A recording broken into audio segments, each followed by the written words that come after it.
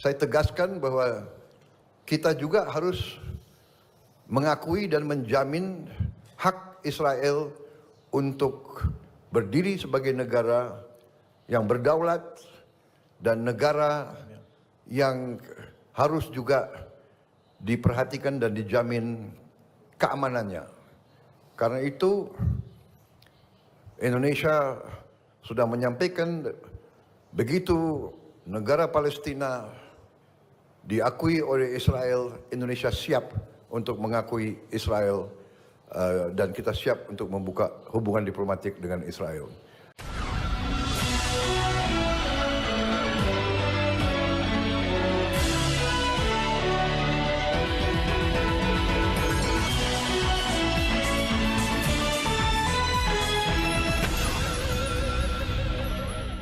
Halo, apa kabar? Assalamualaikum warahmatullahi wabarakatuh. Senang sekali saya Yasmin Arif bisa kembali menjumpai Anda semua. Presiden Prabowo Subianto baru saja menyampaikan pernyataan yang cukup mengejutkan, yakni pemerintah Indonesia itu siap membuka hubungan diplomatik dan mengakui Israel sebagai negara.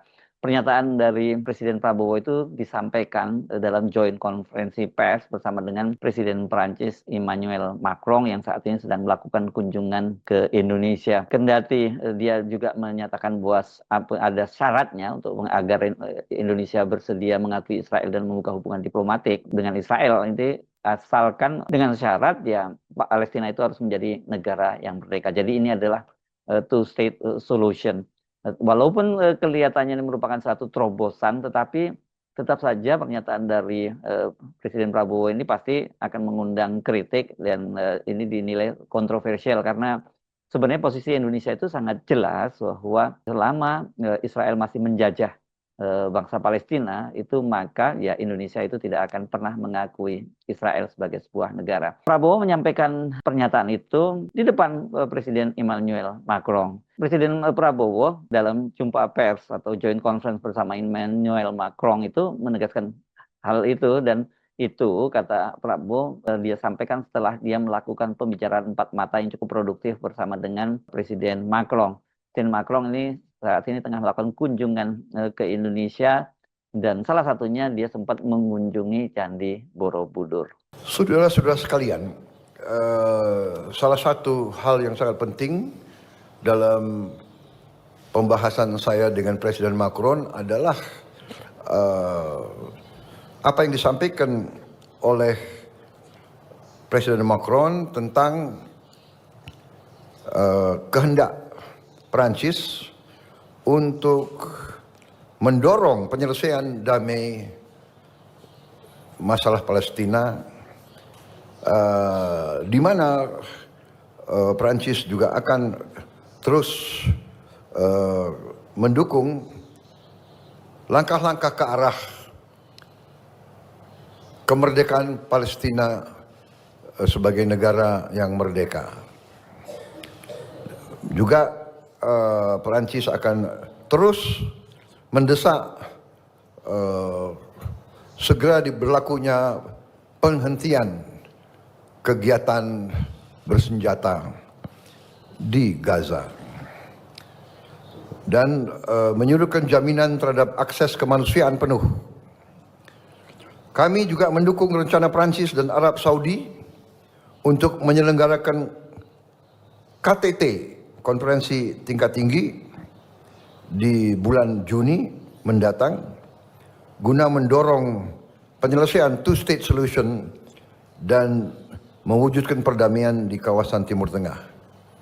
Sudah di berbagai tempat, di berbagai fora, saya sampaikan sikap Indonesia bahwa Indonesia memandang hanya penyelesaian two-state solution, kemerdekaan bagi bangsa Palestina merupakan satu-satunya jalan untuk mencapai perdamaian yang benar. Tapi di samping itu pun saya tegaskan bahwa kita juga harus mengakui dan menjamin hak Israel untuk berdiri sebagai negara yang berdaulat dan negara yang harus juga diperhatikan dan dijamin keamanannya. Karena itu Indonesia sudah menyampaikan begitu negara Palestina diakui oleh Israel, Indonesia siap untuk mengakui Israel dan kita siap untuk membuka hubungan diplomatik dengan Israel. Kami juga menyampaikan bahwa Indonesia siap untuk menyumbang pasukan perdamaian di kawasan tersebut. Jadi tadi jelas ya, poin-poin dari Pak Prabowo, syaratnya adalah bahwa ya Palestina itu harus merdeka dulu, dan ini artinya ada dua solusi dua negara, dan barulah setelah itu Indonesia akan mengakui Israel dan membuka hubungan diplomatik. Hal yang sama itu juga disampaikan oleh Macron yang menyampaikan pernyataannya setelah Prabowo Subianto, dan posisi dia juga jelas bahwa mereka tidak double standar gitu dikatakan oleh Emmanuel Macron, karena dia sendiri juga mengecam serangan yang dilakukan oleh Hamas yang kemudian berimbas pada agresi dari Israel ke Gaza dan yang sekarang ini meluluh lantakkan Gaza, termasuk rumah sakit Indonesia yang ada di Gaza. Pertama, saya ingin menyampaikan bahwa kita ingin memiliki keinginan yang sama perihal otonomi, tetapi juga kita memiliki visi yang sama perihal hukum internasional, visi yang Et c'est pourquoi nous défendons l'un et l'autre une paix durable et robuste en Ukraine, en commençant par un cessez-le-feu immédiat. Et c'est pourquoi nous sommes l'un et l'autre engagés aussi pour mettre un terme au conflit au Proche-Orient et reprendre le chemin de la paix afin de garantir la sécurité pour tous, Palestiniens et Israéliens. Je me permets de revenir sur ce point car je sais toute l'émotion suscitée par cette guerre et les questions parfois sur la position de l'Europe et de la France. Je dirais tentang perang ini, tentang posisi Eropa dan Prancis. Prancis tidak mengenal standar Gaza, dan oleh sebab itu kita mengecam serangan dari Hamas dan mengakui juga hak Israel untuk membela dan juga meminta adanya penghentian agresi militer dan juga meminta adanya konferensi pertama untuk bantuan dan c'est pourquoi nous sommes aussi mobilisés pour retrouver un processus qui pourra nous conduire à deux États, à une reconnaissance mutuelle et à une paix durable. Et c'est exactement la ada dua negara untuk saling mengakui dan perdamaian yang berkelanjutan seperti baru dikatakan oleh Bapak Presiden bahwa solusi politik ini akan membawa perdamaian dan membinanya à la reconnaissance d'un État palestinien et à la reconnaissance de l'État d'Israël et son droit à vivre en paix et en sécurité dans cette région. Et je veux remercier le président Prabowo pour les mots extrêmement clairs qu'il vient d'avoir, son engagement kepada Bapak Presiden Prabowo atas ungkapannya yang sangat jelas, komitmennya dan juga keterlibatan dan ketersediaannya. Terima kasih. Kalau kita lihat pernyataan kedua kepala negara ini memang sama ya, jadi mereka semua mensyaratkan bahwa Palestina itu merdeka, baru kemudian Israel itu akan diakui kemerdekaannya. Dan ini juga kalau Macron jelas tadi dia menyatakan bahwa dia tidak mau double standar, dan dia juga mengecam kedua belah pihak baik Israel maupun juga Hamas yang pertama kali yang disebut dia melakukan penyerbuan lebih dulu ke Israel.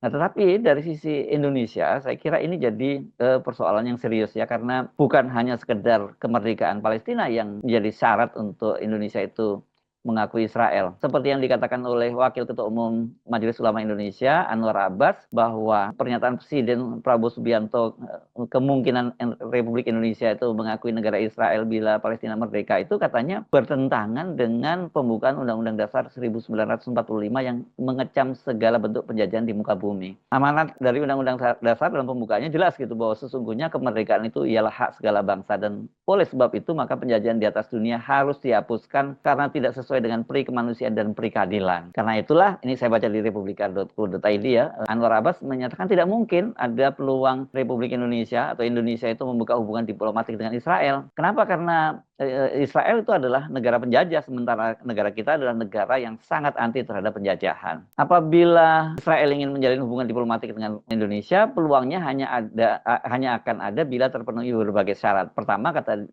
Anwar Abbas, Israel harus berhenti menjajah tanah Palestina. Kedua, entitas Zionis itu mesti mengakui kemerdekaan Palestina sehingga negeri yang berjuluk berbumi Al-Quds itu bisa menjadi sebuah negara yang berdaulat penuh. Di samping itu, Israel tentu juga harus bertanggung jawab atas tindakan genosida dan semua perbuatan buruk yang telah mereka lakukan selama ini terhadap rakyat dan negeri Palestina. Saya kira memang tidak sesederhana itu ya, seperti yang dikatakan oleh Presiden Prabowo bahwa Israel itu mengakui kemerdekaan Palestina. Karena sejauh ini kalau kita lihat dari tindakan dari Israel itu, selain dia sedang mengokupasi wilayah-wilayah Palestina, mereka juga akan melakukan genosida seperti yang dikatakan oleh Anwar Abbas tadi.